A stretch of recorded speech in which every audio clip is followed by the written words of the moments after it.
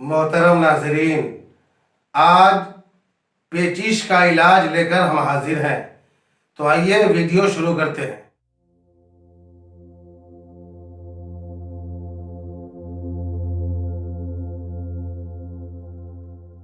दोस्तों, पेचिश जिसको अंग्रेजी में डिसेंट्री कहते हैं, ये वो बीमारी है जिसमें आंतों में सूजन हो जाती है, लेटरिन की बार बार जरूरत होती है, पेट में मड़ोड़ और दर्द होता है, लेटरिन के साथ खून की मिलावट और बलगमी झिल्ली भी निकलती है।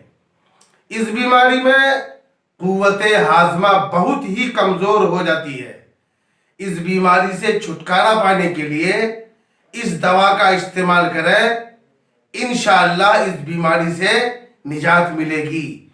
दवा का नुस्खा यह है: सौंफ 50 ग्राम, बेलगिरी 50 ग्राम, मिश्री 100 ग्राम।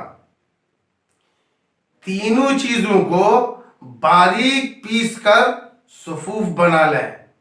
और जिसको पेचिश की बीमारी हो, पेचिश की शिकायत हो, ताज़ा पानी के साथ 6 ग्राम दें। दिन में 2 बार या 3 बार खाने से हर किस्म की पेचिश, खुसूसन खूनी पेचिश के लिए बेहद मुफीद है।